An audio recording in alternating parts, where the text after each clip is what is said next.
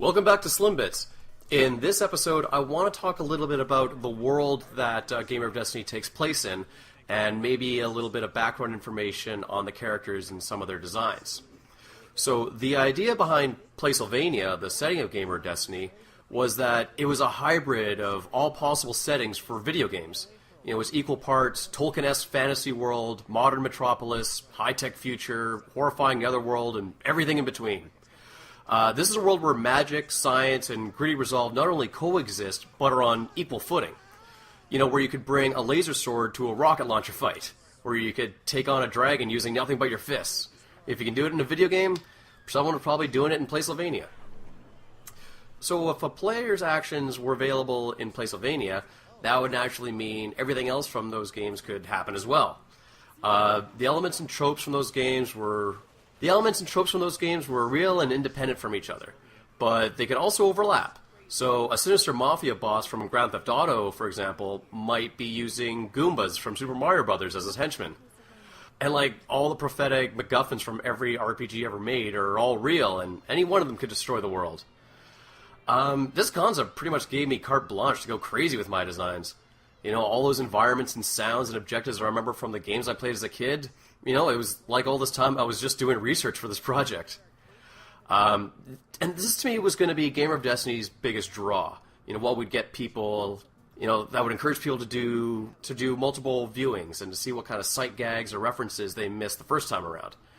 But no matter how much forethought I thought I'd put into my story, script, and character design, I knew this angle would never be finished. So with that in mind, it would have been pretty easy for me to have only incorporated ideas and tropes from the games I played and enjoyed.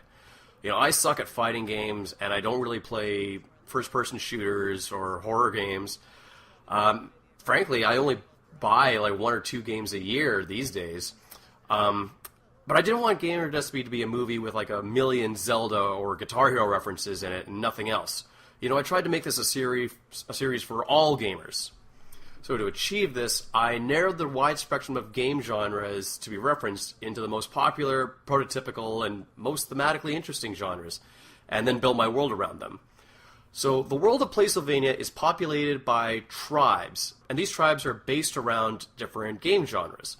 So there's shooter games, sport games, music games, fighting games, role-playing games, action-adventure games, horror survival games, and platform games. Other kind of games that don't really match into that kind of format, like strategy and puzzle games, I just couldn't find a visually or narratively satisfying hook for them, so those references were kind of weaved into the story in other ways. So like a character from the fighting game inspired tribe would wear clothing similar to a specific character from a different fighting game, but never outright look exactly like that character. Sometimes I sneak in an accessory or color scheme from a completely different game or genre to give that character an interesting look and to show that the world is entirely made up of like a hodgepodge of so many different other games. And I would also include these like titanic landmarks where the landscape was dotted by colossal structures and objects from bygone eras, you know, giving like a sense of scale and history to the game world. And even going a little bit further, most of the figureheads or leaders of these different tribes, they are named after famous game designers or people who have been influential in gamer culture. It's sort of just a nice little nod and just to really get the point across that this is a love letter to the whole of video games. And it's a nice way to pay homage to all the people who have shaped gaming to what it has become. And I just kept finding more and more opportunities to sneak game references into this movie. You know, all the beasts are based on Pokemon. You know, this tree will be angled to resemble the cover of Secret of Mana. Yeah, no, and like the bouncer of this club will be like the Big Daddy bouncer from BioShock. Okay, I guess I should really talk about the episode here now. So this flashback sequence was obviously inspired by the intro to Wind Waker, which has like this old tapestry kind of look to it. And, you know, I even managed to ape the music a bit for that. But because I wanted to show like the primitive version of what Playsylvania looked like, or at least how it was depicted in sort of a primitive Renaissance painting kind of way, you know, my inkling was, okay, well, the only thing that could be considered old-timey to a video game based world would be like going really far back in gaming, or to at least a very primitive version of the gaming technology. So this flashback sequence is mainly inspired by the Tiger handheld games that I'm sure to like all kids from like the 1980s until like at least the early 2000s probably had. These cheap little 2 AA battery operated handheld devices with the primitive graphics and controls and gameplay, really, that I would consider to be like the Stone Age of Playsylvania. Okay, so the Resistance here. These Resistance characters are based on the fighting games, the music games, the RPGs, and the sports games.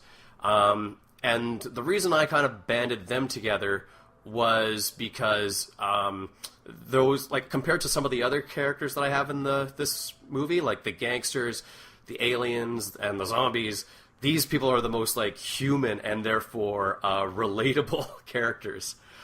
So they are our hero class, as it were, and they are banding together to defeat the evil Killscreen and his consolidated power with those other more monstrous tribes.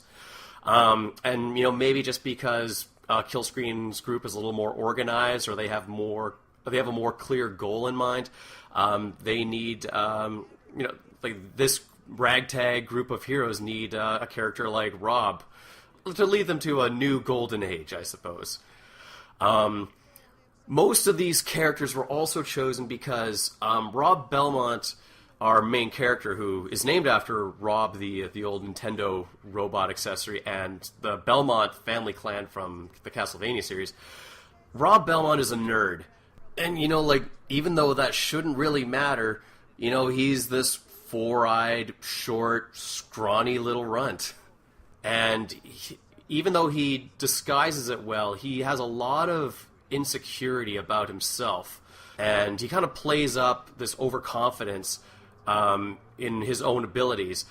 And on top of all that, the people in the Resistance who are kind of looking at him with a critical eye are all kind of based on traditionally macho and cool depictions. So there's like the muscle-bound, incredibly rugged fighter character who's the leader. That's Cliff. And then there's the charismatic rock star god. And lastly, I guess there's the classical, professional athlete jocks. All these are sort of like what people would normally consider to be the more heroic and aspirational characters. And I wanted to have Rob, like, it was important for him to step up and confront the gamer nerds' natural opposites. Man, looking back on this, I can't believe how many video game references I've included in this movie. That's Tycho from the Penny Arcade comics, and that hat belongs to Yahtzee. Like, those guys aren't video game characters, but they are from a popular gaming-based webcomic and a popular video game reviewer. And that's Donkey Kong's tie, and that golden belt buckle is meant to be the golden NES cartridge for the original Zelda game. Man, I don't want to toot my own horn here, but I really did cover a lot of grounds. Yeah, there's Bobby Thompson. He's based on, he's Ganondorf with Phoenix Wright's suit, and Killscreen has Godot's visor and a robe that has Tetris blocks on it. God. And when a new character's introduced, they have the little Final Fantasy character bio that really means nothing except to get their name out there. So I had a very extensive voice cast for Gamer of Destiny. Like, normally I would just try to do some different voices on my own, or I would ask my friends to do it. But I wanted to get some professional guys involved in this too. But I still saved a few characters for myself. So Killscreen is done by a great guy named Frank Hunter. So I wrote all of his lines, gave them to me, and he did them. He knocked them out of the park. But in case I wanted to switch up a line or maybe add some more exposition, I wanted to have sort of the secondary characters that they would be interacting with or would have multiple scenes with. In this case, Thompson there, I did his voice, so I could rewrite stuff and fill in some details as I saw fit. And that was really the benefit of doing these episodes, doing Gamer of Destiny even though it was originally conceived as a feature film or like a full-length feature film, I'm glad I broke it up into episodes because then it could give me time to workshop and to figure out where like a line needed to be added or where a line needed to be taken out. Okay, so I want to talk a little bit about the heart of the film, which is the relationship between Rob and Mia. And it's kind of a sensitive subject for me because I pictured some of the appeal for Gamer of Destiny to be a complicated love story in the same way that when you take away all the flashy kung fu and comic book and video game references away from Scott Pilgrim, you're left with a story about a guy who needs to grow up. And I had some very specific rules I set for myself, and I'm afraid that I didn't do them as much justice as I should have. And that may have been at the expense of a character whose trope was in dire need of some much-needed depth. And in the end, I think she just wound up being another example of that trope. And that's not what I wanted Mia to be. So the funny thing about being able to make tweaks to my story over the course of 2 years is how much things change from their inception. Like, my first instinct was to make Mia a cliche, a demure, delicate, dainty flower, the exposition spewing damsel in distress that existed only to need rescuing and fall in love with my protagonist. And I hope that my reason for it didn't come off as malicious. Characters like how I originally envisioned Mia are a dime a dozen in role-playing games. And I think a character like that had to be included in this movie. The problem is, I've always hated characters like that. And Rob, the lead, is already somewhat spineless and helpless, so why would I want a second character like that?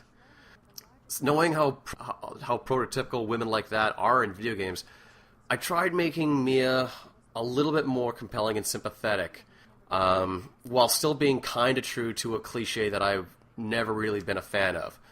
Because if Gamer of Destiny is anything, it's true to cliches.